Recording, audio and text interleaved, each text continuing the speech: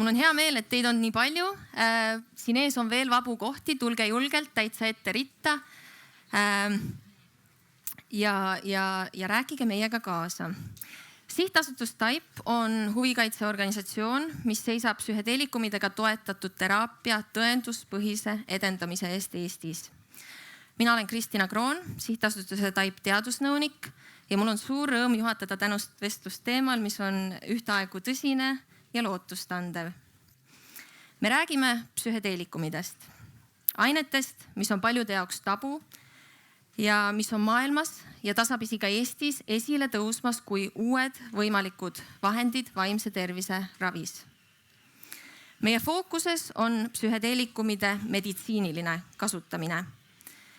Tänases arutelus uurime, milline on nende potentsiaal vaimse tervise ravis, kuidas selline ravi praktikas välja näeb ja kuidas saaksime edendada nende vastutustundlikku kasutuselevõttu Eestis. Meil on laval 3 pikaajalise kogemusega valdkondlikku eksperti, kes esindavad psühhiaatria, psühhoteraapia ja rahvatervishoiu vaadet. Meie panelistid on Aljona Kurbatova, kes on Tervise Arengu Instituudi uimastipoliitika ekspert ning Tervise ja Heaolu Edendamise Keskuse juht. Tere, Aljona!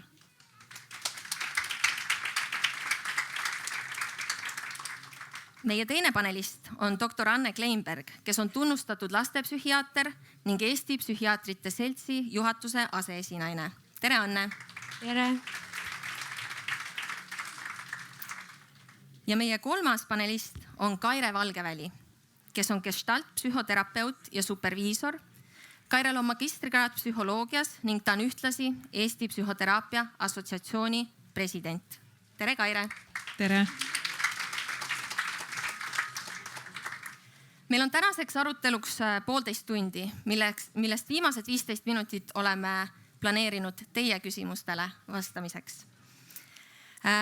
Kuid see ei tähenda seda, et ei tohiks vahepeal märku anda, kui teil on kommentaare või olulisi küsimusi.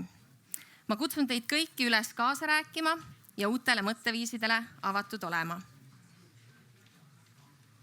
Ent enne veel, kui me läheme tänase arutelu juurde, sooviksin ma küsida publikult mõned küsimused, et mõista paremini teie teadlikkust seoses antud teemaga. Ja küsimustele vastamiseks palun kasutage oma toolidelt leitud lipukesi. Minu esimene küsimus on, milline on teie teadlikkus psühhedeelikumidest? Kui te ütleksite, et te teate juba väga hästi, mis on psühhedeelikumid, siis tõstke palun see kollane või heledam lipuke. Ja kui teie jaoks on psühhedeelikumid meil pigem võõras teema, siis tõstke palun lilla lipuke. Minule tundub, et natuke on vist ülekaalus lilla värv teile ka. Aga väga hea, et see teadlikkus meie publikus on siiski väga mitmekesine. Minu teine küsimus teile on selline. Kas te olete ka ühtlasi teadlikud, et mitmes riigis kasutatakse psühhedeelikume juba täna legaalselt vaimse tervise ravis? Kui te seda juba teadsite, siis tõstke palun kollane lipuke ja kui see oli teie jaoks uus info, siis lilla lipuke.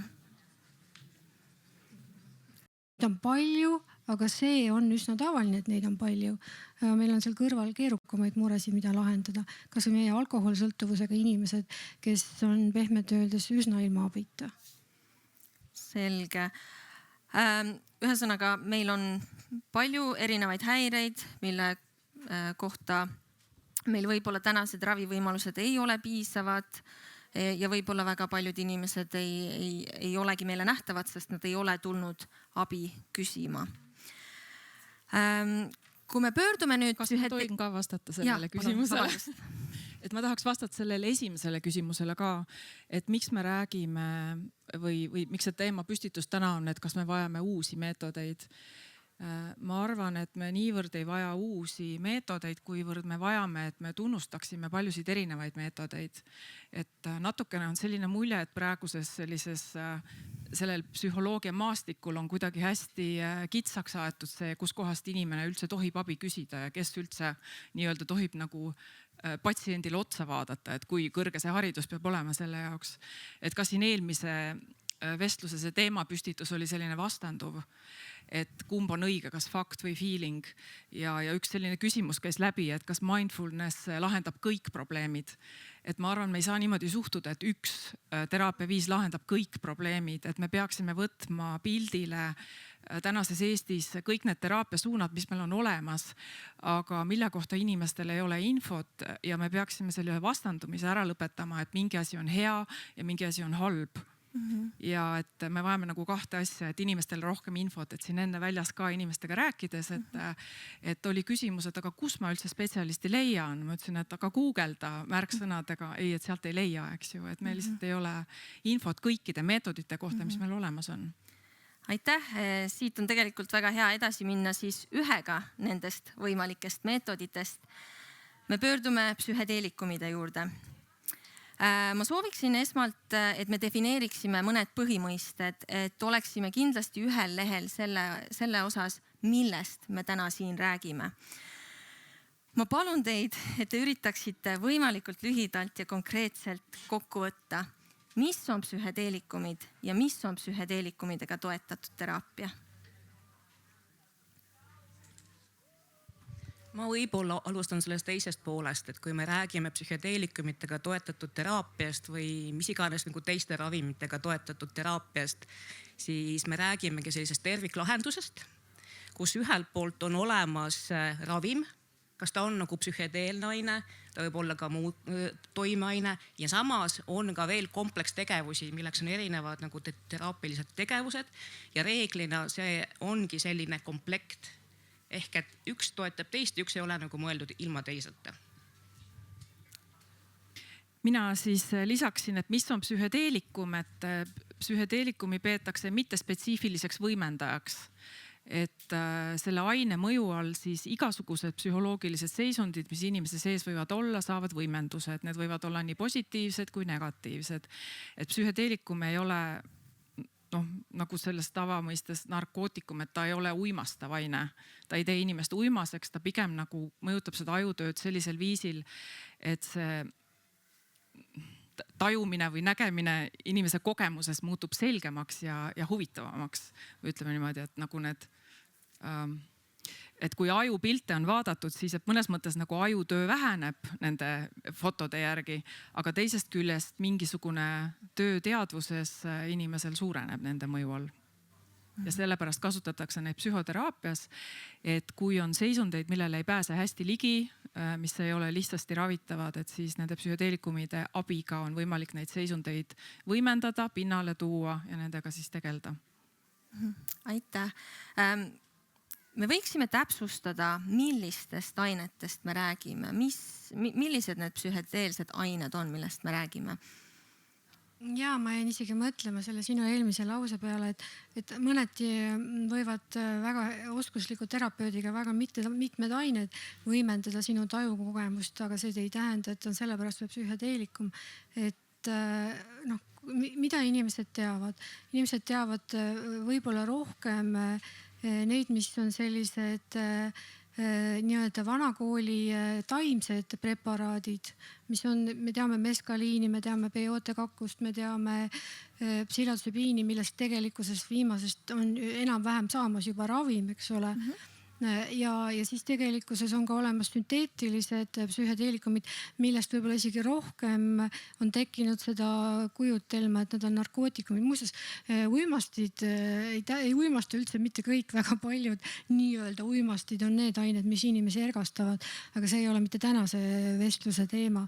Ehk et sellega ma olen nõus, mis sa ütlesid, et see tajukogemuse muutus, et see on neile ühine, et annab inimesele kiiremini võimaluse oma nii-öelda vanal kinni jooksval moel töötava ajuühenduste mäng ümber mängida, et sa saad kiiremini oma traumale ligi, sa saad kiiremini leida teisi lahendusi ehk et sul hakkavad tööle teised närviühendused. See on neil kõigil ühene, aga näiteks antidepressantidega sarnaselt väga suur suur osa neist mõjub samadele neuromediaatoritele, väga paljud mõjutavad serotoniini, MDMA mõjutab noradrenaliini, dopamiini, mis on tegelikkuses nende asjade sees on tegelikult needsamad loogikad, mis on teistes ainetes, millest tänapäeval on juba ravimid tulnud, ehk et ikkagi me räägime neuromediaatoritest, mis koos teraapiaga annavad inimesele täitsa teistsuguse kogemuse, mille tõttu ta saab kas kiiremini või sügavamalt minna selle juurde, millega ta ei ole seni suutnud töötada. Ehk et miks meil on neid vaja, on kiirus ja ma hommikul veel võrdlesin ka toimepidevust, et kuidas me saame remissiooni, kui kaua inimene püsib terve. Siin on tegelikkuses väga pikalt seda võimalik saada. Nii et meil on vaja kiireid lahendusi, meil on vaja püsivaid lahendusi, aga meil on ka vaja kindlasti seda, et see ümberlülitus, eriti näiteks traumatiseeritud inimestel või krooniliselt pikka aega ühes masendavas meeleseisundis olevad inimesed saaksid kiiremini sellest august välja, saaksid hakata ennast terapeudiga koos üles ehitama, et tegelikult saada see elutase kätte, millest ta on seni ilma olnud. Ma isegi täiendaks täpselt seda, mis sa praegu ütlesid, et inimesel võib olla trauma sellisest vanusest, et tal ei olegi mälestusi väga positiivsetest kogemustest ja ta ei saa neid meelde tuletada ükskõik millise teraapia tulemusena. Aga see psühhedeelikum võib sellise kogemuse luua inimese jaoks. Et ta võib esmakordselt kogeda, mida tähendab usaldada, mida tähendab toetuda teistele või mis see õnnetunne või ühtsuse tunne on, et ka see on üks see kasutamisvõimalus, et see uudne kogemus luua, mida me otsime.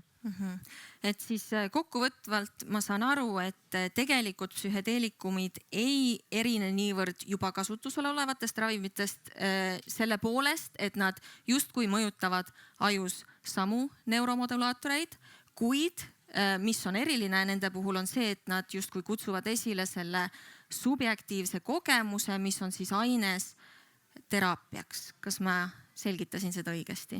Ma tuleks isegi selle alguse juurde tagasi, ehk et ega ükski ravim ei ole ju mingisugune müstiline maaväline olevus. Et see kõik on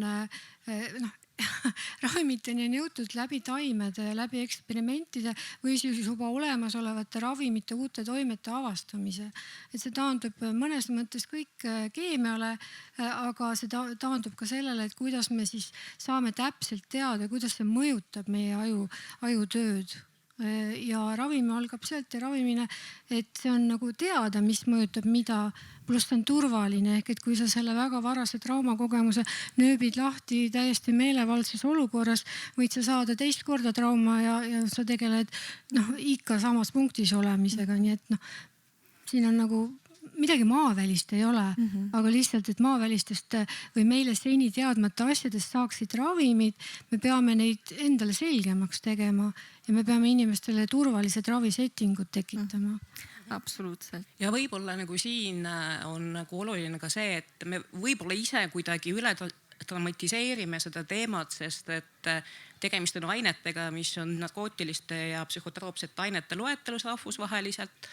Et nende nagu sõltuvust tekitab potentsiaali tõttu ja me ise nagu mõtleme sinna juurde selle nagu mingisuguse, et neid tuleb kuidagi teistmoodi nagu käsitleda. Samas kui me vaatame kui meditsiini, meil on meditsiinis edukalt kasutuses väga palju ravimeid, mis on oma olemuselt kas narkootilised või psühhotroopsed ained ja kui me oleme suutnud luua sellise ravilahenduse, mis nagu tagab inimese ohutuse ja annab nagu selle hea ravi tulemuse, siis me neid ka kasutame. Meil ei ole nagu selle ümber mingit nagu draamat, meil on opioidid, meil on muud ained, aga kuidagi nagu psühhedeelikumitega seoses on natuke sellist, et võib-olla sellepärast, et 60-ndatel olid mingid omad katsed ja nii edasi. Ja et me kipume nagu natukene nagu siin üle dramatiseerima selle uue lahenduse toomist. Me tuleme selle tabu juurde ka arutelu lõpupoole veel hetke tagasi. Meil juba kõlasid siin laval mõned klassikalistest psühhedeelikumidest, nagu näiteks psilotsübiin, meskaliin, lisaks ka aine LSD. Mitteklassikaliste psühhedeelikumide hulka loetakse MDMA, mis on biouimasti ekstasi põhiline koostisosa ja lisaks ka anesteetikumina kasutusel olev ketamiin, mis on täna tegelikult ainsa psühhedeelikumina vaimse tervise ravis Eestis juba kasutusel. Aga selleks, et saada paremat aimu sellest, et mis asi see psühhedeelikumidega toetatud teraapia ikkagi on ja kuidas see patsiendi vaatepunktist välja näeb, siis kuulame nüüd ühe patsiendi lugu. Meie anonüümne patsient on läbi teinud ketamiiniga toetatud teraapia doktor Viljar Veede juures minu kliinikus. Doktor Viljar Veede, kes on ühtlasi ka sihtasutuse TAIP nõukogu esimees, on täna ainus psühhiaater, kes viib läbi ketamiiniga toetatud psühhoteraapiat. Ja ketamiin, nagu juba mainitud, on täna Eestis ainuke kasutusel olev psühhedeelikum, mida me saame nii-öelda legaalselt teraapias kasutada. Palun kuulame nüüd kogemuslugu. Olen inimene, kes on saanud elult rohkem kui ühe hoobi. Inimene, kes on õppinud hoopidest tõusma ja jõudnud selgele arusaamale, et õnnelik saab olla vaid siis, kui oled reaalselt kogenud raskusi. Ma olen tänaseks elanud märkimisväärse hulga aastaid ja mind peetakse ühiskonna silmis edukaks. Mu elu on olnud erakordselt palju pakkuv. Aga see on siiski olnud katkise vaimse tervise foonil. See, mis välja paistab, ei ole sageli tõde. Teismelisena kaotasin mõlemad oma vanemad. See oli valus ja vaikne murdepunkt, millele järgnes elu, kus polnud enam kelleltki küsida, kas kõik saab korda. Pidin hakkama ise vastama ja vastutama.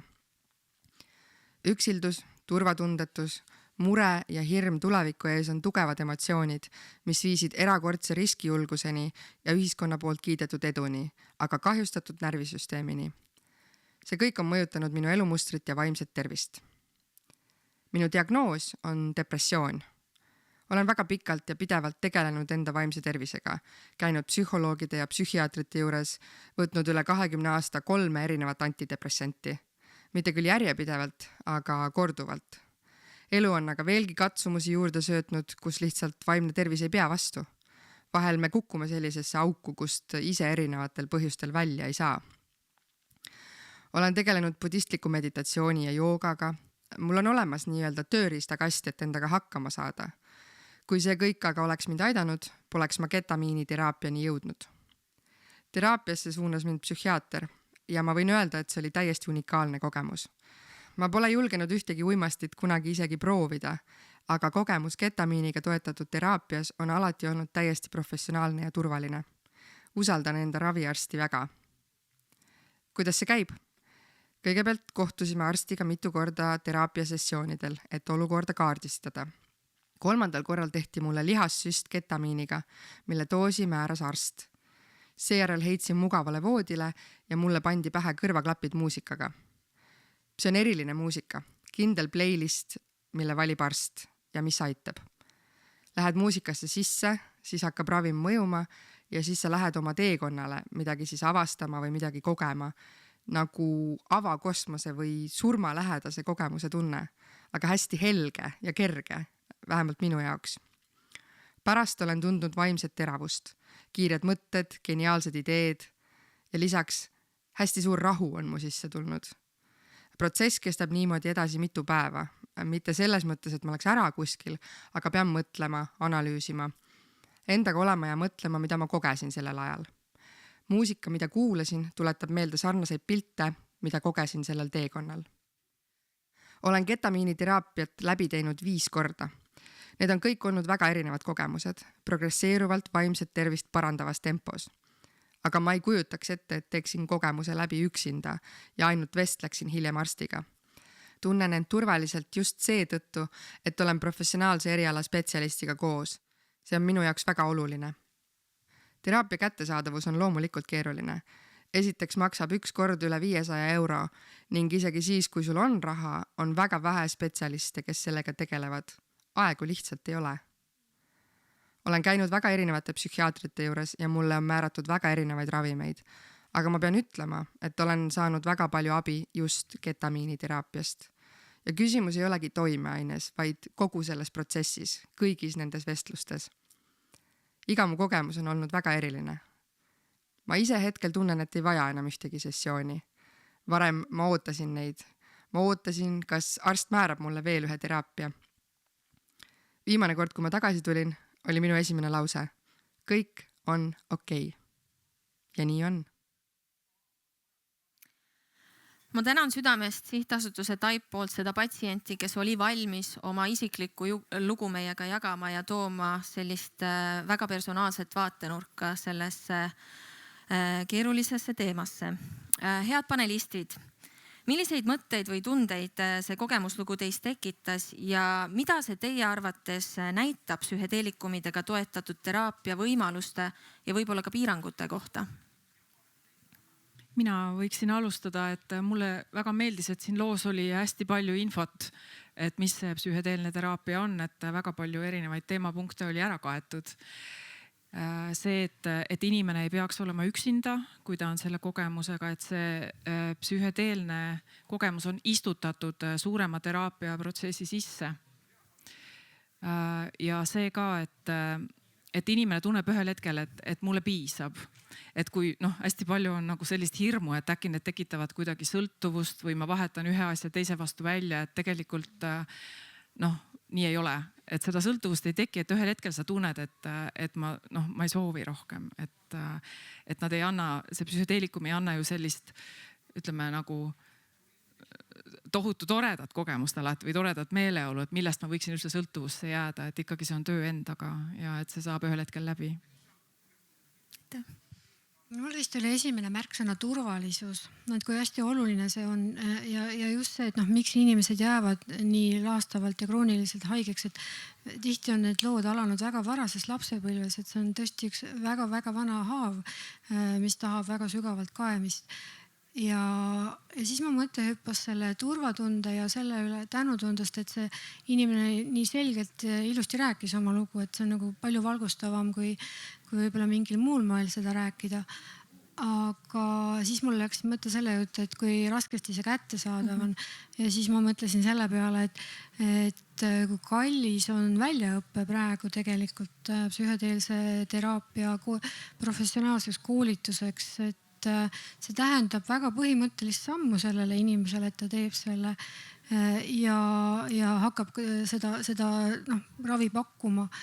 Et ja siis on see, et kuidas ühiskond tervikuna suhtub sellesse, et kuidas siin on üldse võimalik luua selline keskkond ja ühel päeval me peaksime ikkagi liikuma selles suunas, et meil on raha turvalise professionaalse teenuse toetamiseks, et inimesed ei pea seda ise kinni maksma. Ausalt 500 eurot nagu maksta korra eest on nagu päris karm. Ja tihti nende inimeste töövõime on nii halvatud, et nad ei ole nii hästi funktsioneerivad, et tal on nii suured võimalused enda jaoks. Et see on mõlemat pidi luksuslik ettevõtmine, et neid tabusid on vaja jõudsas tempos murda, et üks ravimite grupp ei jääks nagu selle piduri taha kinni, et neid ei tunnistataks ravimina siis, kui nad tõesti kui ülejäänud ravimid, näiteks psilotsübiin oma uuringut läbib või ka väga paljud edasi sünteesitud ained, mida kas või Skandinaavia kolleegid uurivad, et nad ei jääks mingite mõttetute takerduste taha, et neid on reaalselt nagu inimestele jõukohaselt võimalik seda ravi pakkuda. Et kõikide asjade jaoks on nagu, nii nagu sa ütlesid, et on erinevaid asju vaja kasutada ja ongi vaja, aga selleks peab võimalusi looma ja ennem on vaja nagu natuke tabusi murda ja teadmisi lisada ja ka võib-olla selliseid plahvivaid hoiakuid korrigeerida, et inimesed ei teataks kogu aeg midagi. Et kui sa midagi ütled, et siis sa oled nagu ennem süvenenud sellesse ja siis see asi on nagu välja öeldud. Absoluutselt ja selleks me täna siin ju olemegi. Ma võib-olla nagu tooks sisse veel sellise mõõtme, et see oli eduelamus. Ehk et see oli inimene, kes leidis talle sobiva ravivõimaluse, mis teda päriselt aitas. Seda on nagu väga hea kuulata, et aga samas see ei tähenda, et teine inimene, kellel on võib-olla sama diagnoos, kogeb sama. Absoluutselt. Ehk et sellised nagu kogemuslood, nad väga palju aitavad meid edasi nagu selleks, et mõtestada lahti, mis on üks või teine teenused, aga samas nad nagu natukene nagu tekitavad ka võib-olla osades inimestes natuke liiga suuri ootusi. Et ma kuulan, et kuivõrd nagu palju abi sai tema ja ma lähen ootusega, et minuga läheb täpselt samamoodi ja kui ei lähe, et mis on siis? Kas seal peaks vahel olema see arst, kes aitab neid ootusi manageerida? Absoluutselt, need sissejuhatavad vestlused ju tegelikult selleks on, et mitte anda petlikke lootusi, see oleks arstist väga vastutustundetu anda inimesele usku millessegi, mis talle ei toimi, sest et kuulge, aju on meie kõige keerukam organ üldse. Seal on nii palju närvirakke, et mille töö ei ole kunagi kahel inimesel täiesti 100% sarnane. Et see, mis ühele annab tulemust, ei pruugi teisele anda, nii et absoluutselt nende eduelemuste kõrval on vaja ka hoida nagu sihukest nagu teist perspektiivi, et veel ja veel on ravimeid vaja, erinevaid võimalusi. Kusjuures enamike psühhiaatriliste ravimite kõrval käib see lause, et neid peaks kasutama koos psühhoteraapiaga, ükstapuha milline siis sinna kõrval on töötatud. Need üldised tulemused püsima jääksid ravim ongi psühhoteraapiat kõrvale vaja, mitte ainult psühhedeelikumite kontekstis, vaid teiste puhul ka. Ja ma nagu nimetaks ka seda, et meie aju ju kogu aeg võrdleb, et see, mida ma arvasin, et kogemus on või see, mida keegi rääkis, et kogemus on ja siis milline see minu kogemus oli. Ja kui mul on teistsugune, siis ma hakkan ennast tundma hästi halvasti, et mul oli millegipärast väga paha kogemus või ma ei ole valmis selleks. Et see kirjeldus praegu oli jah, nagu kokkuvõtlikult inimene ütles, et see oli suurepärane, aga me tegelikult ju ei tea, milline see tee oli. Et ega nende raskete tunnete läbitöötamine ei ole kogu aeg selline suurepärane, et ma olen õudselt õnnelik, et ikkagi see on raske töö. Ja see on väga individuaalne. Ja psühhedeelikumide mõju all inimene võib tõesti kogeda nii raskeid tundeid, et talle võib tunduda, et midagi on nagu, et asi läheb nagu vales suunas või et see ei ole õige asi minu jaoks, aga tegelikult on küsimus, kuidas need asjad läbi töötada. Ja kolmandaks ikkagi, et tegelikult see psühhedeelne teraapia ei sobi kõikidele inimestele, et see on ka fakt, et ta on nii eripärane kogemus, et see lihtsalt, siin peab olema väga hea spetsialist, kes hindab, kas sellele konkreetsele inimesele selles küsimuses see teraapia on õige. Aitäh. Ehkki me räägime psühhedeelikumidest kui innovatiivsetest ravimeetoditest, siis tegelikult uuriti neid vaimse tervise ravis juba enne nende keelustamist 1970-ndatel. Anne, sinagi oled varasemalt öelnud, et tegelikult me taasavastame vanu asju. See taasavastamine on täna sisse saanud tõeliselt suure hoo. Hetkel on käimas 100 kliinilisi uuringuid erinevate psühhedeelikumidega, millest mitmed on jõudnud ka 3. ehk kõige viimasesse faasi, kus neid testitakse suurtel patsiendirühmadel. Tänaseks on MDMA läbinud viimase faasi uuringud posttraumaatilise stressihäire näidustusel ja viimase faasi uuringud psühhotsübiini kasutamisel raviresistentse depressiooni näidustusel on hetkel pooleli. Aga seoses sellise hoogsa teadus- ja arendustegevusega tundub, et on justkui aja küsimus, millal üks või teine psühhedeelikum kasutusloa saab. Ja kui see juhtub, siis saab abi jõudmisel patsientidele piiravaks just vastava väljaõppe läbinud spetsialistide olemasolu. Ja seetõttu on ka üks sihtasutuse TAIP tegevussuundi täiendõppe toetamine. Ja hiljuti kuulutasime välja oma 2. stipendiumivooru Saksamaal õppimiseks. Kaire, sina juba osaled Hollandis täiendõppeprogrammis. Et võib-olla lühidalt, et milliseid spetsialiste me vajame, et töötada psühhedeelikumidega ja mida huvitavat sa seni oled õppinud, et võib-olla kuidas erineb terapeudi töö töötades psühhedeelikumidega versus ilma psühhedeelikumideta?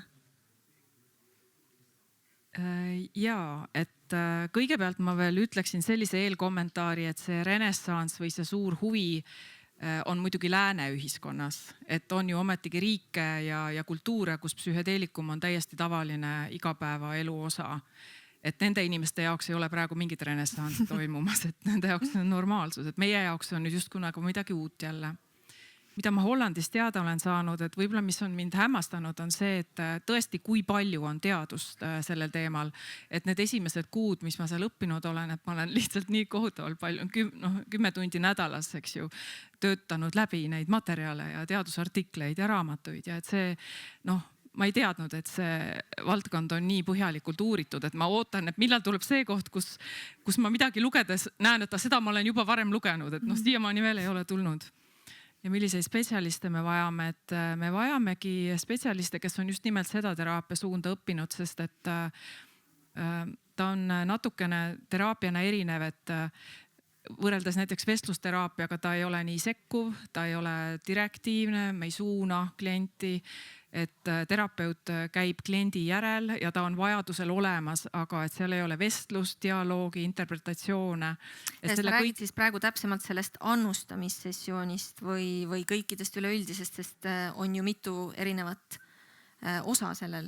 Ja ütleme niimoodi, et need eelsessioonid võib-olla on rohkem teraapia moodi, et kui me proovime kaardistada, millise probleemiga inimene soovib tegeleda, et siis on rohkem nagu tavaline teraapia.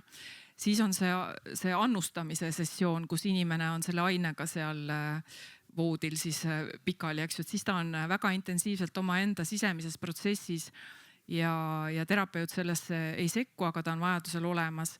Ja see on selles mõttes keeruline, et see seanss võib ju kesta, olenevalt ainetest, see võib kesta 8 kuni 12 tundi.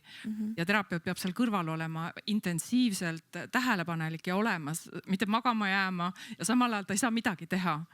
Et ta ei saa kuidagi nagu, kuule, kuidas sul läheb, et tahad midagi äkki või et mul on igav, on ju. Et ta on selles mõttes teistmoodi, et ka terapeudil endal võib ju see sisemine protsess kuidagimoodi käima minna, eks ju, ja ta peab suutma seda enda sees hoida ja ta peab suutma aru saada, et kui tal võib-olla tekib tung aidata, siis see on minu kui terapeudi tung, et see ei pruugi olla inimese vajadus, et ma pean olema hästi tähelepanelik, et mis on kliendi vajadus ja mis on minu enda huvi. Ja siis, kui see annusega või see toimeainega seanss on läbi, et siis seal järgneb see integreerimise osa.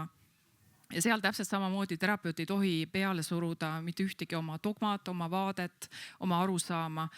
Et ka mitte öelda, et see, mida sa nägid, see tähendab seda või see on see. Või et Et see integreerimine siis justkui ongi selle kogemuse nüüd ellu toomine, jah. Et kuidas seda materjali oma elus kasutada, milliseid järeldusi sellest teha. Ja see tähendab seda, et inimene võib mulle rääkida midagi, millest ma ise ei usu. Ja mitte midagi pole sinna teha, et ma ei saa talle öelda, et seda ei ole olemas, sest tema seda niimoodi nägi, eks ju. Ja meie uskumused võivad olla erinevad, et ma pean olema väga mingis mõttes passiivne, et mitte anda välja seda, et see nüüd on juba imelik või siin on midagi valesti. Aitäh! Ja. Kui me jätkame nüüd spetsialistide teemal, siis mind väga huvitab, milline on teie erialaringkondades teadlikkus ja huvi psühhedeelikumidega toetatud teraapiast? Et kas sellest räägitakse ja kui jah, siis millises võtmes?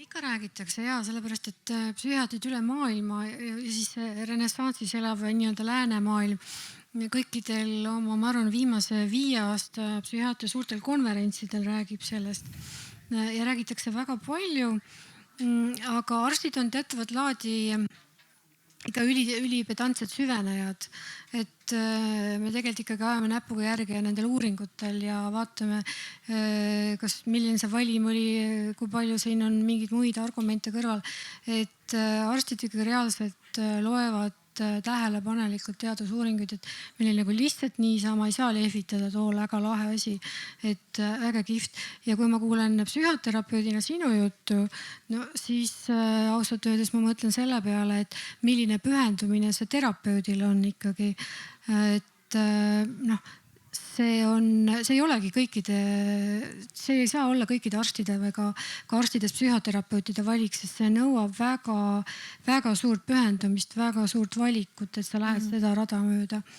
Nii et arstid on nii nagu Eesti inimesed tervikuna moodsad inimesed, hästi avatud uuele, aga täiesti ausalt konservatiivsed, sest see on meie kvaliteedimärk, et me olemegi konservatiivsed, sest turvalisust sa ei taga muul maal, kui sa ei mõtle, ei kaalutle. Aitäh! Kui me vaatame võib-olla laiemat spetsialistide ringi, et siis see teadlikkus võib olla üsna seinast seina.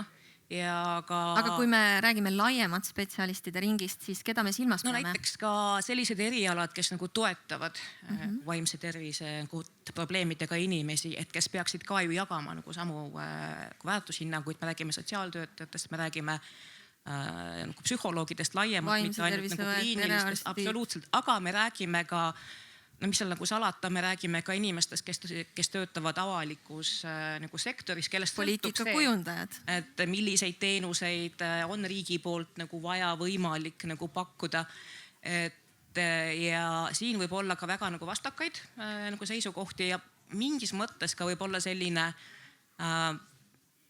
põhjendatud ettevaatlikkus, mis on meil avalikus sektoris, on nagu tulnud sellest, et on ka väga selliseid äärmuslikke seisukohti, et hakkame nagu pakkuma seda võimalust juba enne, kui probleem inimestel vaimse tervisega süveneb ja siis nagu sinna vastukaaluks on tekkinud see, et oleme ikkagi nagu väga sellised ettevaatlikud, et ei tekiks nagu hästi võib-olla lihtsustatult öeldes kulbiga jagamise nagu lähenemist. Pead sa silmas, et nagu psühhedeelikumide kasutamist siis nagu ennetamise eesmärgil, sai ma õigesti aru? Just, sest et selliseid arvamusi paraku on ka väljendatud ja ka meie poole on pöördutud ja nagu tegemist on olnud nagu tervishoiu valdkonna nagu spetsialistiga, kes ongi nagu näiteks pakkunud välja idee riigile, et miks Eesti peab ootama teiste riikide uuringute tulemusi, kui me võiksime juba praegu Eestis vaimse tervise probleemide nagu kannatavatele inimestele kohe anda nagu kõikidele nagu psühhedeelikume, ehk et me hoiame üldse ära selle, et need probleemid nagu süvenevad ja võib-olla sellised küll mõneti anekdootlikud nagu sõnavõtud, et mis ei esinda enamust, aga mis on väga jõuliselt välja öeldud valel ajal nagu vales kohas, ka nagu tekitavad põhjendatust rohkem ettevaatlikkust kui teatud otsuste suhtes. Aitäh. Ja kuidas on psühhoterapeutide seas huvi ja teadlikkus? Kommentaar selle pühendumise kohta ka, et see pühendumine on see, mis teeb selle teraapia nii kalliks. Et maksavad ju need inimese tunnid, see aine ise ei maksa suurt midagi. Aga see, et see psühhoterapeut, kes on välja õppinud, istub sinuga koos seal igaks juhuks valmis, isegi kui ta võib-olla midagi ei tee. Et see on see, mis teeb selle teraapia väga kalliks ja eksklusiivseks. Psühhoterapeutide hulgas ma isegi ei oska öelda, et ega inimesed ju ei kipu sellest rääkima, et kuule, ma tean sellest. Et kui ma ise hakkan rääkima, siis tuleb välja, et keegi võib-olla teab veel. Ja sageli tuleb ka välja, et on väga palju hirme ja eelarvamusi, mis näitab seda, et seda infot on puudu. Aga kui ma nüüd olen käinud ja rääkinud nii palju, kui ma ise selle asja kohta tean ja kirjeldanud seda lahti, et siis ikkagi väga kiiresti tulevad reaktsioonid, et see tundub väga huvitav, kus ma seda proovida saan, millal ma saaksin seda, et ma tahan seda. Et need hoiakud hakkavad üsna kiiresti muutuma, kui tekib arusaam, et mis see raamistik on, et see ei ole lihtsalt mingi täiesti midagi hullumeelset, vaid et sellel on mingi konkreetne raamistik ja mingisugused mõõdetavad tulemused. Ja võib-olla siis lühidalt, et kui me testiksime praegu teie valdkonnas meelsust psühhedeelikumidega toetatud teraapia osas, siis kas te ütleksite, et see on pigem positiivne, negatiivne või neutraalne? Näiteks poliitikakujundajate seas. Ma arvan, et nagu meie arvamus on, et kui see on nagu tõendatud, kui seal taga on tõesti need kliinilised uuringud, mis on nagu lõpule jõudnud, ehk et me ei räägi 1-2 lõppfaasi jõudnud uuringust, vaid me räägime tõesti piisavatest uuringutest, kus me saame ka info selle kohta, kelle puhul me peame välistama selle. Sest ega väga paljud uuringud on ettevaatusabinõuna välistanud teatud diagnoosidega inimesed ja me ei tea, et kui nemad peaksid seda ravi saama, et mis nagu siis juhtub. Ehk et kui meil on nagu see teadmine, siis see on ravim nagu iga teine ravim. Siis te olete positiivsed. Absoluutselt. Ma arvan, et me oleme nagu juba liikunud päris kaugele sellest, et ainuüksi sellepärast, et mingi aine on narkootiline või psühhotroopne, et me hakkame jalgadega trampima ja ütleme, et ei, mitte mingil juhul, vaid lihtsalt kui ta on nagu ravimina ennast tõestanud, kui meil on olemas ravijuhendid, kui meie spetsialist on ette valmistatud, siis ei ole ühtegi objektiivset põhjust. Aga küsimus käib praegu rohkem sellise tunnetuse osas hetkeseisu kohta. No, hetkel ma arvan, et pigem on selline konservatiivne hoiak, et vaoshoitud optimism, elame, näeme. Ja võib-olla nagu siin aitaks ka see, et me saaksime Eestis ise viia nagu läbi nagu kliinilise uuringu. Et kuna teadupoolest meil Eestis ju täna ühtegi ei ole. Jah, väga hea point, aitäh. Kuidas on psühhiaatrite meelestatus, positiivne, negatiivne või neutraalne? ma arvan, et sealt neutraalsest positiivse poole, aga ka niisugusel konservatiivsel moel, mida psühhiaatritele, kellega ma rääkinud olen, kindlasti ei meeldi see fa-fa-faatamine selle ümber, et nüüd me päästame kogu maailma käigu pealt ära. Me tegelikult teame, mis juhtub selle inimesega, kellel on vastunäidustatud psühhedeelikum. See on ikka päris kole, kui sa saad endale elukestva psühhoosi lisaks, et see tähendab ka ravimist ja see tähendab vastikuid seisundeid, samu kroonilisi probleeme hoopis teise olukorraga seoses, nii et see paneb nagu mõtlema, et me ei tahaks nagu levib selline, et kõik õnnelikuks ühe hetkega, ega sama on ka see, kui keegi reklaamib mingisugust ühte mobiilirakendust kogu vaimse tervise probleemistiku lahendamiseks ja kõik on nagu sillas. Selle peale me ka nagu vaikselt muigame, pehmelt öeldes oleme murelikud, et kui meid niimoodi kõiki siin päästma hakatakse, siis see ei lõppe ka hästi, et kuskil see jama ikkagi summeerub, nii et mõistlikul moel positiivsed, loeme ja vaatame, kuidas tuleb. Aga võib-olla selguse huvides toome ikkagi ka siin täna välja, et me teame, et psühhedeelse toega teraapial on rida vastunäidustusi, on inimesi, kellele seda kindlasti ei soovitata.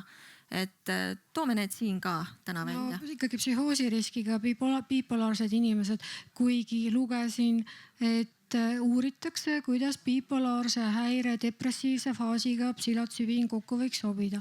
Aga ennem, kui ei ole kindel, kuidas ta kokku sobib, ei saa nagu tulistada. See on inimese kõige tähtsam asi, mille võime talt ära võtta, võime elada ja mõelda, tunda normaalselt. Aga kindlasti psühhootilised häired ja väga suurte sõltuvuspagasitega inimesed, ka kõiki sõltuvusega inimesi ei saa hakata ravima, et see on ka vaja läbi kaaluda. Me peame alati mõtlema selle, et kas võib summeeruda midagi, mis on senisest hoopis hullem. Et jah. Nagu iga ravimiga. Palun, Kaire, psühhoterapeutide meelestatus. Psühhoterapeutide meelestatus minu meelest on pigem positiivne, et kuna psühhoterapeutide hulgas on ka hästi palju inimesi, kes on kogu aeg huvitatud sellisest enesetäiendusest, et midagi veel ja midagi järgmist ja mingi järgmine nuanss, et siis on see meelestatus minu meelest on pigem positiivne. Ja võib-olla, et kui vaatad seda, et milline klient on see, et kui ma vaatan psühhoterapeudi vaatest, et millisele kliendile see teraapia ei sobi, siis ma arvan, et kui ei ole sellist eneseteadlikkust ja arusaamist oma emotsioonidest, oma psüühikast, iseendast, et kui on lihtsalt niisugune kerge ootus, et miski võtab mult probleemi ära, et siis sellele kliendile see teraapia ei sobiks, eks ju, et ta ei võta iseenesest midagi ära, et sellise teadlikuma kliendi teraapia oleks ta.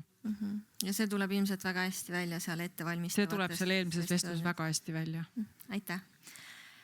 Enne kui liigume järgmise teema juurde, oleks väga huvitav aimu saada ka meie publiku meelsusest.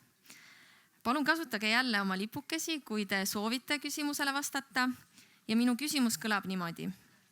Kui sina või sinu lähedane vajaks tuge vaimse tervisega, kuid praegu kasutatavad meetodid ei ole aidanud, kas sina kaaluksid psühhedeelikumidega toetatud teraapiat?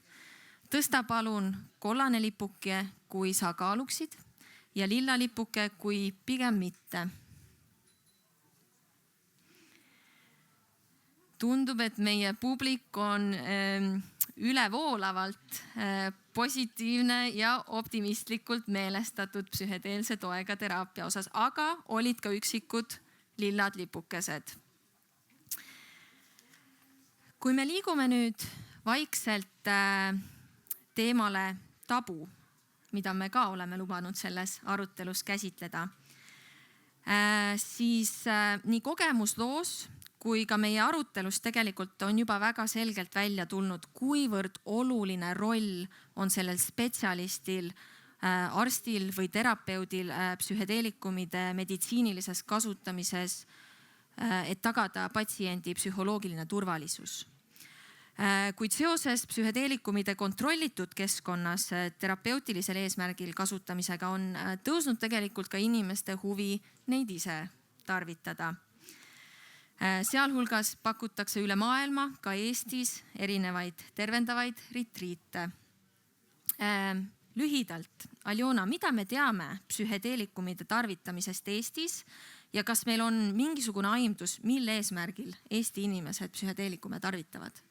Ja no see on jälle nüüd küsimus nagu statistika kohta. Just. Ja kuna me räägime täna Eestis ka ju ainetest, mis on keelatud, ehk et kui inimesed neid ise hangivad ja tarvitavad, siis kaugeltki mitte kõik ei taha osaleda uuringutes, kus me uurime selle kohta, et millised on inimeste kogemused erinevate ainetega. Ja nii meil satuvadki valimitesse nagu enim näiteks nagu kanepi tarvitamise või amfetamiini ja võib-olla nagu meie nagu tänase teema kõige kohasem on ekstasi tarvitamise kogemusega inimesed, vähem neid, kellel on siis teiste psühhedeelikumite tarvitamise kogemusi. Küll aga me näeme, et need uuringud, mida me Eestis viime läbi täiskasvanud elanikkonnas, on ikkagi viimastel aastatel näidanud pigem kasvu. Ja veel üks nagu selline nagu huvitav asi on see, et me näeme seda kasvu elu jooksul nagu tarvitamise andmetes. Ehk et need inimesed, kes on elu jooksul siis kas või korra nagu tarvitanud nagu psühhedeelseid aineid, aga samas neid, kes viimase 30 päeva jooksul on nagu tarvitanud, mis üldiselt viitab sellisele pidevale tarvitamisele. Et neid on vähem kui näiteks nagu selliste ainete puhul nagu kokaiin või amfetamiin.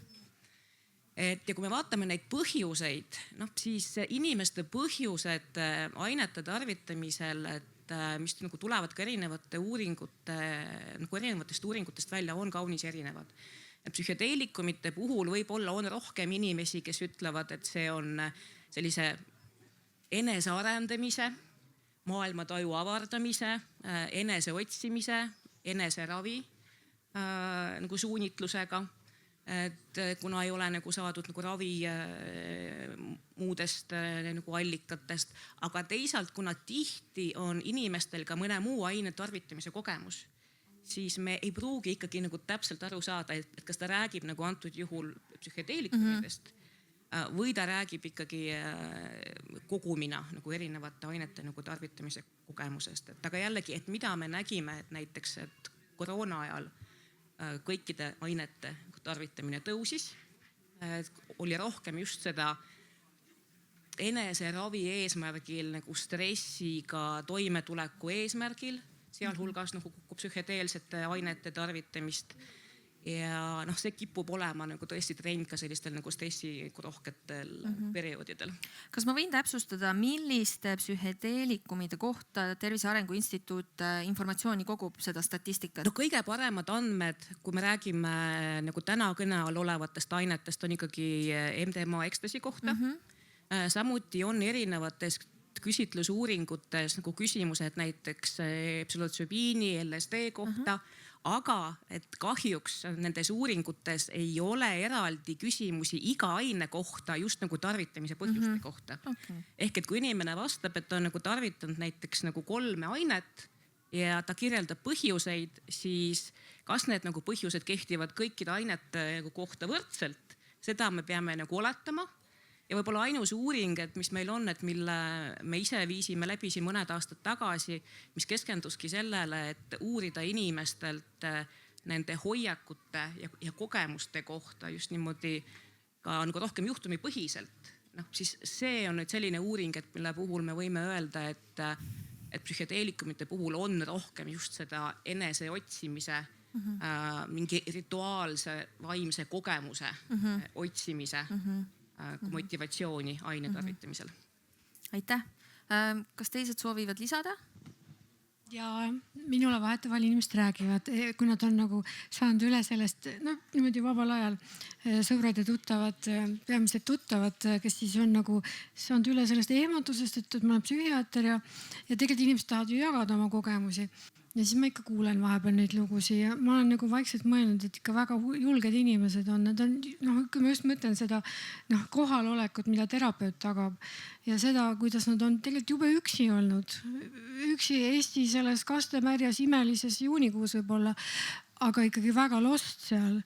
Et siis ma mõtlen, et vau, ikka väga julge naine või väga julge mees. Üksi lähevad sellele kogemusele. Kulgeb seal niimoodi ja kuskil keegi justkui vaatab ta järgi ka, aga nagu väga-väga ebaturvaline on see olnud. Nii et seda saab teha, kui sa oled pigem nagu terve psüühikaga. Tõesti, nagu sa ütled, et sul on nagu väga kindel huvi avastada midagi ja tõesti inimesed tahavad nagu elamusi, inimesed on väga impulsiivsed, uudishimulikud tegelased. Et okei, aga õudselt ebaturvalisena mõjuvad need asjad. Nii et seda on natuke nagu creepy kuulda olnud, aga muidu jah, inimesed teevad igasugu asju. Ega minule ka enne kliendid ei rääkinud oma kogemustest, et ma pidin hakkama ise sellest teemast rääkima, siis hakkasid inimesed ka mulle rääkima, et siis tuli välja, et inimestel on tõesti väga palju kogemusi, just selline rekreatiivne kasutamine, mille kohta ma tegelikult ei oska midagi arvata, sellepärast et tundub kummaline, et kui miski asi on teraapiavahend, et kuidas seda nagu lihtsalt lõbu pärast kasutada, aga on inimesed, kes teavad selle kohta rohkem. Ja nüüd ka, et kui ma käin ringi ja ma arutan seda teemat, siis inimesed räägivad oma kogemustest ja no mina olen valdavalt kuulnud ikka pigem positiivseid kogemusi, ma ei tea miks, aga ma saan aru, et inimestel on väga positiivseid kogemusi olnud.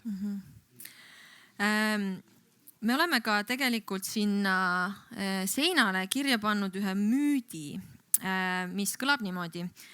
Ma saan ennast ise terveks ravida, professionaalset tuge ei ole vaja. See on üks müütidest, millega me oma teavitustöös tegelikult silmitsi seisame tihti.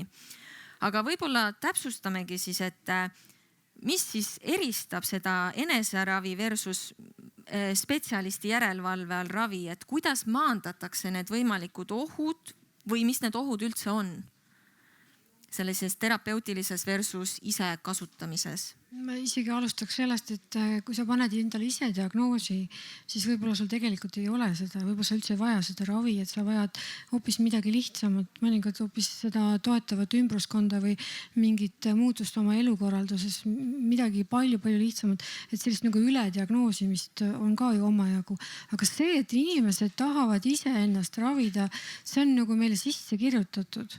See on nagu üsna inimlik käitumine, et ega selle eest ei saa nagu kedagi otse nagu nuhelda. Lihtsalt kui sul ei ole seda häiret, ei oleks mõistlik ennast ravida.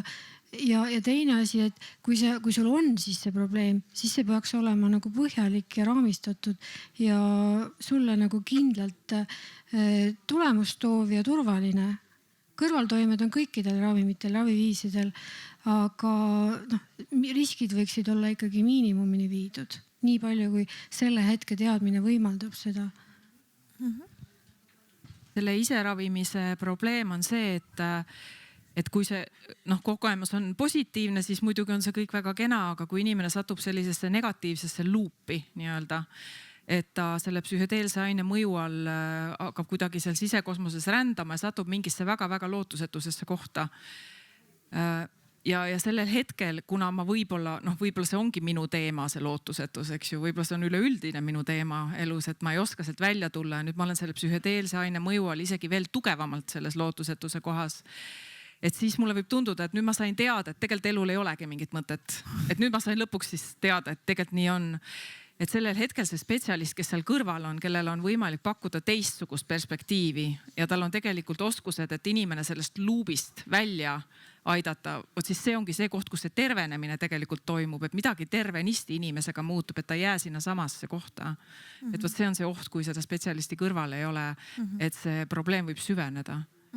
Ja mul tuli selle peale see lihtsam seos või mõte siit, et näiteks kui see spetsialist või üldse mingi asjapulk seal, kes seal kõrval juhtub olemagi või inimene ise päriselt ei saa aru, mis tal on, näiteks traumapatsiendile uinuti andmine võib lõppeda sellega, et ta justkui jääb kiiresti magama, aga ta ei saa oma jubedatest unenägudest isegi mitte enam üles ärgata. Ja see on nagu väga-väga õudne, nagu topeltõudus.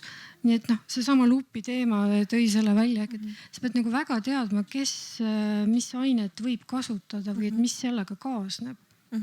Ja tegelikult on ju tarvitajad ise sellele negatiivsele kogemusele nime andnud, et mis on kogukondades ju nagu levinud ja tundud ehk et bad trip ehk et see, et sa nagu väljud katkisemana, kui sa sisenesid sellesse olukorda, see on siiski ka väga paljudele teada ja vaatamata sellele nagu tihti võetakse see nagu risk.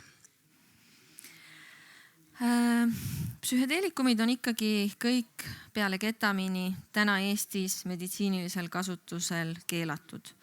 Ma tahaksin põgusalt peatuda terminoloogial, mida me kasutame, kui me räägime psühhedeelikumidest. Et ma tean, et Tervise Arengu Instituut pöörab tähelepanu stigmatiseeriva sõnakasutuse vältimisele.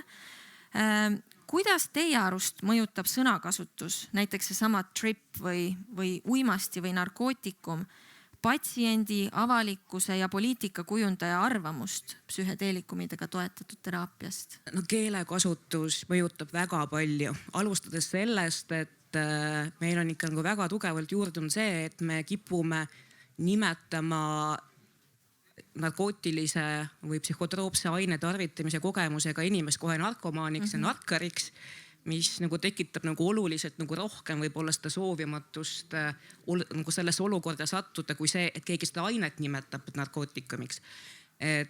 Ja ka praegu, ehk et tegelikult meil ei ole ju keelatud meditsiinis neid kasutada. Need ained tõepoolest on rahvusvaheliselt reguleeritud selliselt, et nad on narkootiliste ja psühhotroopsete ainete loetelus, mida võib siis nagu kasutada teatud nagu väga kindlal otstarbel, sealhulgas meditsiinis, kui see on tõendatud. Ehk et me ise ka võib-olla nagu praegu ka räägime sellest, et nad on keelatud. Ehk see, et neid ei ole veel nagu tunnustatud ravimitena, ei tähenda, et nad on välistatud ravimitena. Aga kui tulla selle sinu algse küsimuse juurde nagu tagasi, siis jah, et mida ratsionaalsem on meie keelekasutus, mida neutraalsem on meie keelekasutus. Kui me räägime ravist, siis me räägime psühhedeelikumist kui ravimist, konkreetsest ravimist nagu sellise nimetusega ja inimene kohe suhtub sellesse teistmoodi, kui me räägime sellest, et ta on nagu uimasti. Selles kontekstis ta ei ole uimasti, selles kontekstis ta on ravim, kui see ravi nagu toimub selliselt nagu on kokku lepitud nagu spetsialisti järelevalval, kui me räägimegi selliselt vastavalt, et nagu ravist, siis on kõik on hästi. Aga kui me räägime sellest, et me kasutame ravis narkootikume, siis me nagu koheselt nagu anname sellele nagu arutelule mingisuguse nagu teise mõõtme. Ei, ehk et kontekstipõhiselt, näiteks nagu fentanüül, et väga ohtlik opioid, väga edukalt meditsiinis nagu kasutatud. Kui me määrame seda, kui arstid määravad seda, siis nad määravad ravimit, mille nimeks on fentanüül, nad ei ütle patsiendile. Ma nüüd nagu kirjutan sulle välja narkootikumi, et mis su valu ära võtab. Ehk et ka nagu sama psühhedeelikumitega, et kui me räägime sellest, et see on nagu konkreetne oma nimega ravim, siis ka suhtumine sellesse on ilmselt nagu teistsugune. Ehk et kõik sellised äärmused ja eufemismid nagu meelemürk ja mõnuaine, et mis meil on siiani nendes nagu aruteludes keelekasutusest, nad kindlasti nagu tekitavad nagu tarbetut sellist nagu segadust. Aitäh. Kas te soovite lisada? Ja kindlasti see on hästi oluline. Ma isegi arvan, et psühhedeelikumidest kui grupi üldnimetusest peaks võib-olla hakkama tasapisi loobuma, sellepärast et osad neist saavad ravimiteks ja siis see muutub teisejärguliseks. Et sina kasutaksid konkreetselt psilotsübiin, LSD, ma arvan, et tal tuleb suisa täitsa teine nimi, aga toimeaine võib-olla jääb, aga teda sünteesitakse juba ju edasi, seal on hoopis teisi toimeaineid tulemas. Aga mul lihtsalt mõte põikas selle juurde, et ega me ju alles kohtame, mis sa salata, apteekrid kohtuvad, emad kohtuvad apteekreid, kes ehmatavad lastel metüülfenidaadi ehk Concerta Medicineti ADH tavapärase ravimi retsepti nähes või on jahmunud, et miks lapsed mõnikord saavad antidepressante. Nii et meil on mingi eelmine taak alles klaarida siin, et pole vaja, praegu võiks targem olla, et mitte nagu lasta seda tonti üldse ringi väga kolada. Et muidu ühel päeval, kui nendest on ravimid saanud, siis jälle mõni inimene ehmatatakse kuskil ära, et upsi, mida iganes olukorras, et ta kogeb mingit laadi stigmatiseerimist. Aitäh. Ja et ka maailmas ju otsitakse erinevaid nimetusi, et enaktogeen on üks huvitavamaid nimetusi, mida ma olen kuulnud. Et on küll nii, et kui psühhedeelikumidest hakata rääkima, siis üldiselt hakkab peale selline kerge kihistamine, et ja niisugune naljaviskamine, et millal siis teeme ja kas võime proovida. Ja kui ma ka toona selle õppe jaoks proovisin rahastust nii-öelda nagu uurida, et kas oleks kuskilt võimalik, et siis ka suhteliselt progressiivselt, et inimestelt tuli väga veidraid soovitusi, kuhu pöörduda selle raha saamiseks, et nagu tegemist oleks millegi väga veidraga, et ma arvan küll jah, et see nimetus, selle nimel on mingi ajalugu. Aitäh. Ma tahaksin meie arutelu lõpetada vaadates tulevikku. Mitmed Euroopa riigid on hiljuti astunud väga suuri samme psühhedeelikumidega toetatud teraapia legaliseerimises. Näiteks Tšehhi legaliseerus hiljuti psühhotsübiini terapeutilise kasutamise ning Saksamaa võimaldab nüüd psühhotsübiini kasutamist niinimetatud kaastundliku kasutuse või compassionate use programmi raames. Tahes-tahtmata tekib mõte, et millisest teadmisest on meil puudus, et astuda võib-olla järgmisi samme. Mis te arvate, milliseid uuringuid oleks meil Eestis vaja läbi viia, et mõista psühhedeelikumidega toetatud teraapia rakendamisvõimalusi just siin meie kontekstis? Unistage suurelt, kujutame ette, et teil on piiramatu hulk ressursse. Millise uuringu või pilootprojekti viiksite läbi? No kõigepealt võiks ju vaadata läbi need uuringud, mis juba on olemas, et mitte hakata nüüd otsast peale, et meie nüüd et levitada teadlikkust juba olemas oleva info kohta. Et see on mu esimene mõte, aga ma ei tea. Võib-olla teadusasutusest mõni idee. Ja, et kui meie saaksime unistada, siis me teeksime ka mitu uuringut, et mitte ühe uuringuga kõikidele küsimustele vastuseid ei saa. Aga ühelt poolt on kindlasti vaja uurida inimeste tegelikku teadlikkust ja hoiakuid, et mida inimesed mõistavad üldse. Näiteks psühhedeelikumitega toetatud ravi all, et kui me jõuame sellesse hetke, et meil on mida pakkuda, siis mis on teiselt poolt need ootused, et mida me peame suutma ära juhtida ja et milline peab olema see kommunikatsioon abivajaja suunal, et oleks täiesti selge temal, et mida ta saab loota sellest. Ja teiselt poolt ikkagi kliinilised uuringud, ehk et me siin Eestis ise ka vaataksime meie inimeste peal. Et kas see toimib täpselt samamoodi, kui ta teises Kas meil on alust oodata, et meie inimestel ei toimi need täpselt samamoodi? Ei, aga et me ei ela kahjuks ideaalses maailmas ja vähemalt minu kogemus on olnud, et kui mul on ette näidata midagi, mis on tehtud Eestis, siis see muudab koheselt mingi asja edendamise lihtsamaks. Ehk siis poliitikakujundajale on see mõjusam? Ka seda võib olla, aga see kindlasti annab julgust juurde ka kohalikele spetsialistidele erinevatel tasemetel, kes otsuseid vastu võtavad. Sest alati tekib siin ka veel see küsimus, et olgu, et Kanadas nende tervishoiusüsteemis sellise korraldusega, sellised spetsialistid sellistes tingimustes töötab. Eesti tervishoiusüsteem on teine, et kliiniline asi toimib, aga kas me suudame selle siin Eestis täpselt samamoodi ära pakendada teenusena, et annab sama tulemuse. Ehk et see on see rakendustruuduse küsimus, et sama asja võib teha hoopis teise tulemusega, kui sa muudad seal nipet-näpet midagi nendes tingimustes. Aitäh, Anne! No ma ei usu, et see inimlik üle maakera nüüd kohutavalt erinev on ja ma väga väikestesse uuringutesse usu, sest õudselt hea on nähvida, kui öelda, et valim on nii väike, et Eesti pigem peaks liituma teiste kliiniliste uuringutega, et see platvorm oleks mõjukam ja valimi suurused tuleks suuremad. Aga muidugi Aljona mure on täitsa arusaadav ja tegelikult neid teenuse pakkimise kuidas seda pakkida, seda ökonoomsust ja efektiivsust ja kulumudelit võiks küll aegsasti hakata mudeldama, et siis hiljem ei takerduks millegi otsa. Aga muidu ma pigem vist liituks rahvusvaheliste uuringutega, aga oma rahakott peab olema pakitud, nii et ega päris sinna niimoodi sandikopikaga ei saa minna. Nii et pigem niipidi, aga jah, seda korralduslikku eelarvamust ja hoiakuid, neid peaks küll jõudsalt ette hakkama vaatama, et mitte nendesse takerduda. Kas kliiniliste uuringute võib-olla suurim väärtus meie inimeste jaoks võiks olla just see, et abivajajad saaksid ligipääsu ravile, mis ei ole meil veel laialdaselt kasutusel? Tekib ka kogemus. Okei, aga ikkagi jube hea oleks ikkagi mingi suurem rahvusvaheline formaat. Muidugi, ja nagu sa ütlesid, kui raha on väga palju, aga see tuleb suhteliselt väike valim, siis peaks kohe mitu suunda olema, mitu ainet, mitu suunda, et muidu sa saad mingi pisikesed tikutopsi asja. Okei, RKT jaoks sellel teemal pole väga suurt valimit, aga ikkagi. Milline suund võiks olla prioriteetne? Unistades? traumapatsiendid, ma arvan, et see võiks olla ja tegelikult eriti prioriteetne, mida ju kunagi kuskil ei armastata teha. Lapsi on jube raske uurida, sest sinna on väga palju eetikareeglid, on palju keerulisemad, et see teema on, et kuidas see hea teadmine viia lasteni, see on omaette siin, noorukite uuringut oleks tegelikult vaja.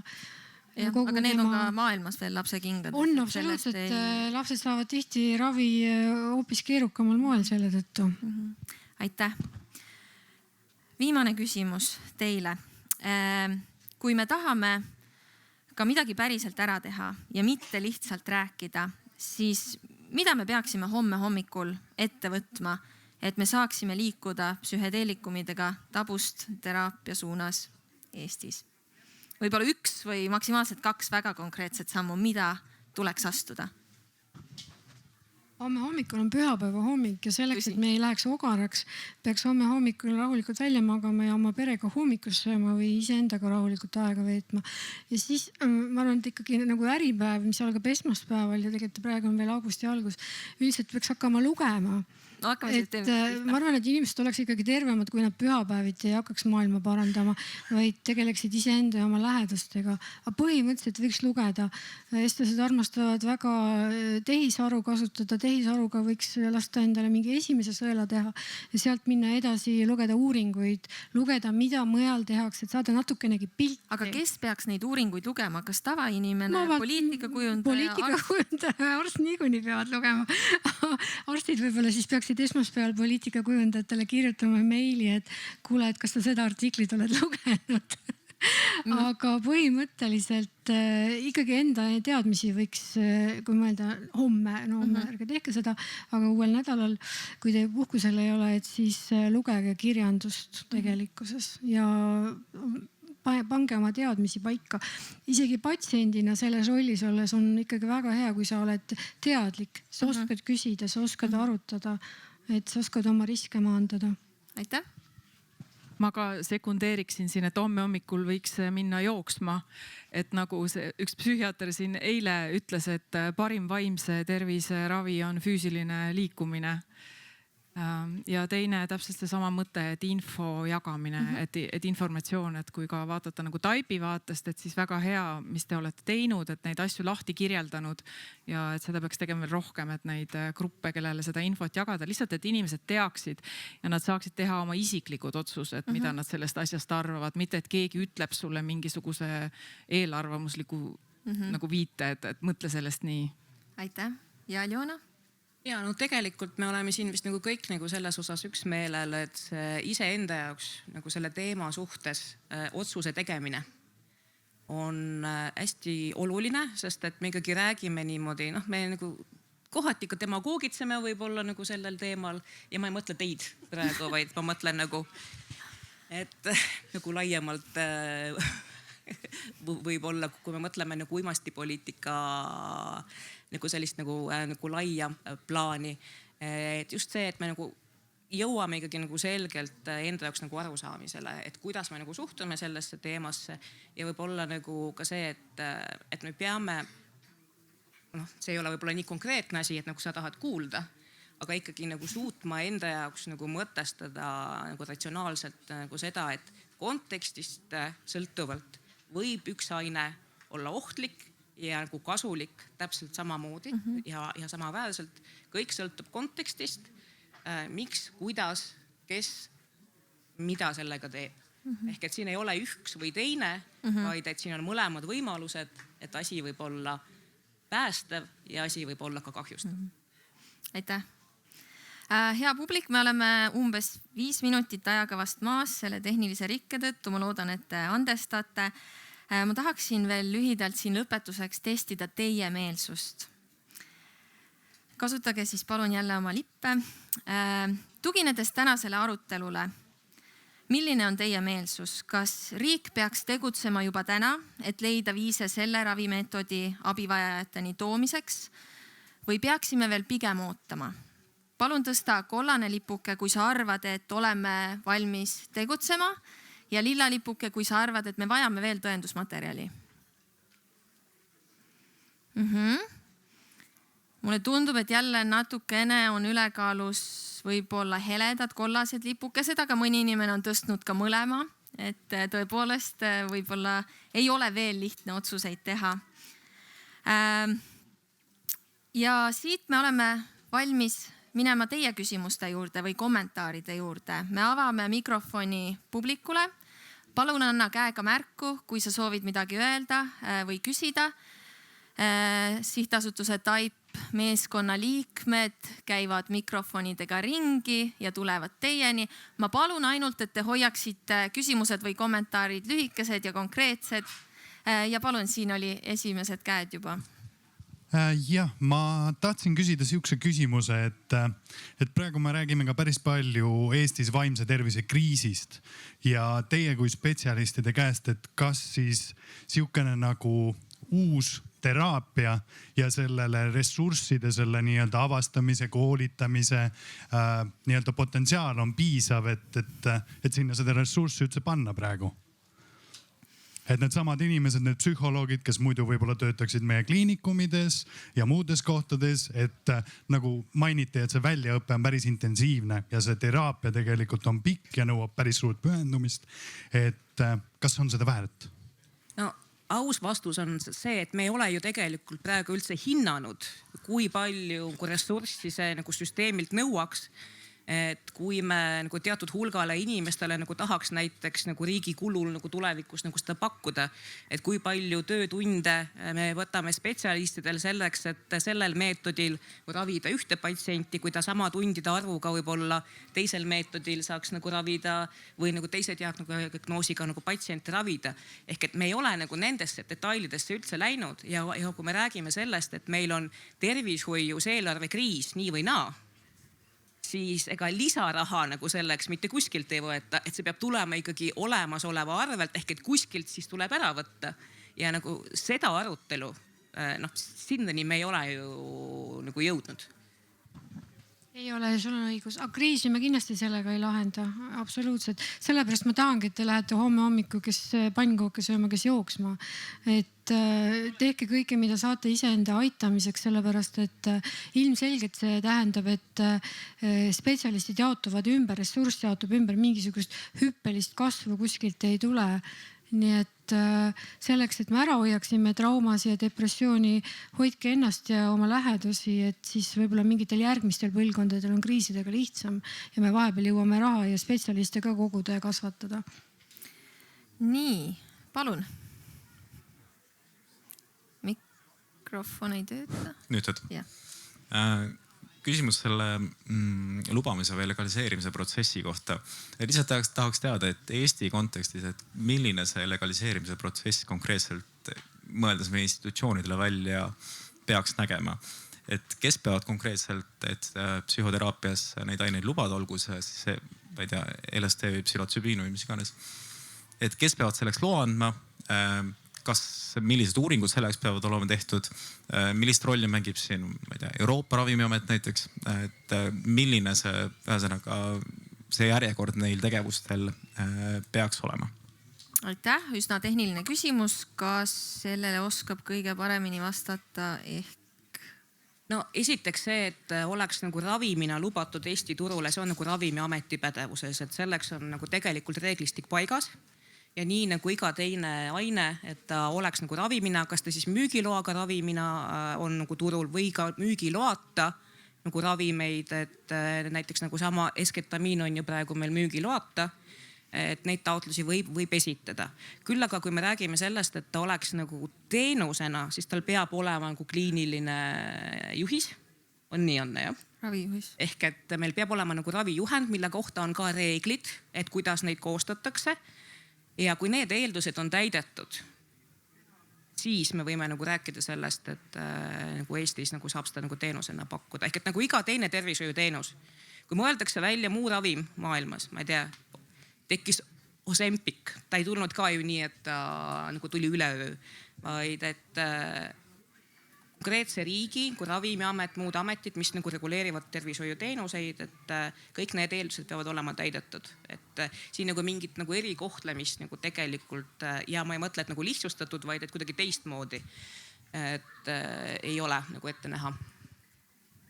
ja noh, sellise meditsiinilise kasutuse eelduseks üldiselt on ikkagi kliiniliste uuringute 3. faasi edukas läbimine, mille on tänaseks teinud vaid MDMA, eks ole, posttraumaatilise stressihäire näidustusel, kuid meil on erijuht, soovisite sellest rääkida? Mitte sellest, et ma tahtsin nagu lihtsalt öelda, et nagu Anne mainis, et kõiki uuringuid siin Eestis nagu teha ei ole võimalik ja ka tegelikult ka ravijuhendeid saab koostada niimoodi, et on teiste riikide nagu kliinilised uuringud aluseks, aga tõesti peab olema piisavalt palju just neid nagu viimasesse faasi jõudnud ja edukalt lõppenud uuringuid. Ehk et siinkohal meil ilmselgelt läheb veel nagu veidi aega. Kuigi erandjuht, eks ole, on see niinimetatud kaastundliku kasutamise. Võib-olla Anne, sina oskad seda kommenteerida? Ehk et compassionate use. Teoreetiliselt on see meil ju võimalik, aga see selgitage lühidalt, mis on compassionate use. Et kui sul on seda arsti, sul on siuke patsient, kelle puhul sa oled täiesti veendunud, et kõik muud ravivõimalused on ammendatud ja sa teed taotluse, keegi peab olema seda ravimit, no näiteks võtame ette psilopsübiini, see firma, UK-sse jõuame, et nad on nõus siia tooma selle ravimi selle patsiendi jaoks, üle konkreetse patsiendi jaoks. See valmisolek peaks olema olemas. Siis me peame tegema, ma ei mäleta enam, põhimõtteliselt taotluse ikkagi ja mu patsient peab olema ka täiesti teadlikult andnud oma nõusoleku, see ilmselt või olegi kõige keerulisem osa. Tema rolliks pigem jääb kogu selle ravimi kulu välja kandmine, mis on nagu, see peab olema päris meelekindel patsient, kes teeb. Eetikakomitee luba on vaja siia ja nemad hakkavad ka kaaluma täpselt samamoodi, et mida need teadusuuringud ütlevad. Ehk et kui sa kogu selle pusle kokku pusletad, pehmelt öeldes on sul jõukas patsient ka, siis ja kõik on uuringuid lugedes ja sinu kui arsti sellist põhjendust lugedes, miks sa sellele inimesele pead vajalikuks seda ainet ravimi eesmärgil andma, siis on võimalik ka praegu. See on nagu kui ma mõtlen, meil on compassionate use ikkagi eeldus on see, et teised olemasolevad ravivõimalused on tema puhul täiesti ammendatud. Seda ei olegi võib-olla väga raske kirjeldada, aga kogu selle muu masinavärgi kokkulaevatamine, ma kardan, et praegu see vist päriselt läbi ei lähe. Meil just nimelt selle tõttu see järgmise nädala töö on ikkagi teadlikkuse kasvatamine, et kõik loeksid, kõik saaksid aru, et esimese mingi kõhutunde pealt lihtsalt ei ütleks, et ma arvan, et sellega on tegelikult nagu niimoodi, et kui ametkond ei ütleks seda niimoodi, et ta tegelikult saaks aru, et on olemas inimesed, kellele see ravim ongi või see aine ravimine ongi täiesti vajalik. Aga Eestis teoreetiliselt compassionate use'i nagu lävend kliiniliste uuringutel on tegelikult, et nad peavad olema läbinud teise faasi. See ei ole nii müstiline midagi, aga ma jäin ausalt selle üle juureldes kõige rohkem selle juurde kinni, et meil on tavaravimite siia jõudminegi meie väikese ravimituru tõttu jube raske, et see tähendab meeletut lobitööd ehk et pehmelt öeldes selle UK ravimifirmale tuleb väga isiklikult läheneda. Kõik osapooled peavad hullult motiveeritud. Samas meil isad toovad lastega üle lahe koptereid, kui vaja on, toovad arste siia, kõige tehakse, nii et miski ei ole võimatu, kui kõik osapooled saavad edukalt kokku. Aitäh. Järgmine küsimus. Kas meil on? Palun. Kui nüüd kodanik, kes ei ole psühholoog, psühhoterapeut, psühhiaater, on ennast harinud siis järgmisel nädalal ja jõudnud järeldusele, et Eesti rahvale, tema lähedasele või tema enda jaoks oleks psühhedeelselt toetatud teraapia seadustamine kasulik, teinud selle otsuse, kuidas ta saab aidata kaasa, et see reaalsuseks saaks? Kas teie soovite sellele vastata või oli see küsimus suunatud hoopis moderaatorile või sihtasutusele TAIP? Kes oskab vastata, see vastab. Kuidas saab siis inimene toetada tegelikult seda huvikaitsealast tegevust, et psühhedeelikumidega toetatud teraapia jõuaks Eesti inimesteni? Jah, selleks saab toetada sihtasutuse TAIP tegevusi, hoida silm peale, millega meie tegutseme, millist infot meie jagame ja seda igakülgselt toetada. Lisaks võib ennast kurssi viia Euroopa Liidu tasandil tehtavate algatustega, näiteks Psychedelic Care, et ma julgustan kõiki seda lugema, meil on mõned flaierid kaasas, te võite sellega tutvuda, see on Euroopa Liidu ülene kodanikualgatus, kus kogutakse allkirju selle hüveks, et see teema siis tõsiselt Euroopa Liidu tasandil arutusele võetakse. Kas see vastus oli piisav? Palun. Kas meil on veel küsimusi? Näe, seal, palun üks mikrofon siia paremale.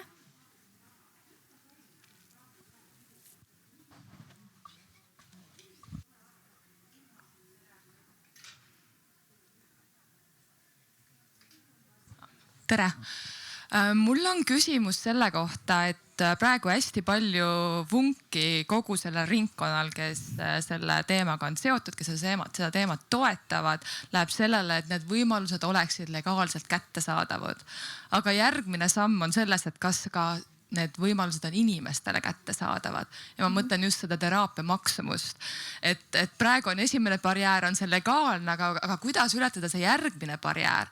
Et kui me mõtleme nüüd see ketamiini teraapia, üks seanss on 500 € pluss eelsessioonid, pärast hilisemad sessioonid, et see kõik on ikkagi mitme 1000 € lugu. Ja kui paljud meist saavad seda võimaldada? Ehk siis suur nii-öelda ootus, et see psühhedeelne teraapia võiks seda vaimse tervise kriisi leevendada, sellest jagu saada. Et ma näen, et seal on ikkagi järgmine väga oluline barjäär. Et milliseid lahendusi või võimalusi te näete, et kuidas see teraapia ka kättesaadavaks muuta inimestele? Ja võib-olla täpsem küsimus on nüüd kas see, et kas võib-olla te olete kursis, et kas nagu AI võib pakkuda ka mingisuguseid lahendusi, et kui see terapeut istub seal 8 tundi, kas seda võiks teha tema asemel robot? Aitäh, sa tabasid kindlasti ühte võtmeküsimust selles valdkonnas ehk kuidas see päriselt abivajajateni tuua? Täna selliseid roboteid ei ole ja ei ole ka selliseid uuringuid, mis vähemalt nagu minu teada, et mis nagu seda uuriksid. See on just see, kust me proovime eemale liikuda, just, et inimesi ümbritseksid robotid, et see on see, mida me selle psühhedeelse kogemusega ka proovime nagu taaselustada, et inimestele on olulised teised inimesed nende ümber. Ja teraapia on loomulikult kallis, aga igasugune teraapia on kallis, et inimesed käivad mitmeid aastaid terapeudi juures, et ta võib-olla ei maksa korraga 500 €, aga pikapeale need summad lähevad isegi suuremaks.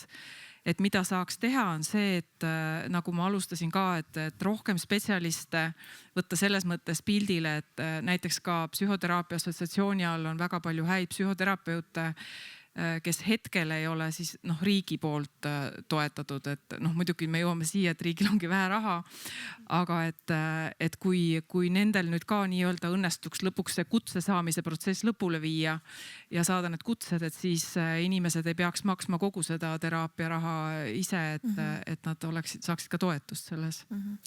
Aga kui me vaatame seda, mis meil nagu täna on nagu tervishoiu selline üldine seis ja kui pikad on näiteks meil ka psühhiaatrite ootejärjekorrad, et siis ka kui meil nagu tuleb see teenusena, siis sellest, et nüüd näiteks nagu Tervisekassa poolt kaetuna saaks nagu inimene seda ravi, et ma arvan, et see ei ole isegi võib-olla mitte nagu lähipaari aasta küsimus, sest et enne tuleb nagu lahendada see nagu küsimus, et meil oleks nagu piisavalt spetsialiste üldse, sealhulgas ka selle abi pakkumiseks. Aga võib-olla ma lisan siia omalt poolt, et tegelikult valdkonnas tugevalt räägitakse täna grupiteraapia võimalustest, et valdkond on väga teadlik sellest kitsaskohast, et see teraapia võtab pikka aja, see on ühe spetsialisti kinnipanemine 4 kuni 12 tunniks, et grupiteraapiast loodetakse, et ehk võib see formaat toimida ja aidata neid kulusid alla tuua. Me peame kahjuks juba sulgema selle küsimuste vooru. Mul on väga suur rõõm, et huvi oli palju ja küsimusi selle teema ümber on samuti palju ja loodetavasti aitas tänane arutelu tuua selgust selle kohta, mida psühhedeelikumidega toetatud teraapia endast tegelikult kujutab ja kuidas me saaksime sellega Eestis edasi liikuda. Et huvilistel kindlasti tasub jälgida sihtasutuse TAIP kodulehte ja hoida silma peal meie järgmistel tegevustel. Kui teil on veel mõtteid või küsimusi, siis meie panelistid ja ühtlasi ka sihtasutuse TAIP liikmed on veel mõnda aega siin, et palun olge julged ja tulge vestelge meiega.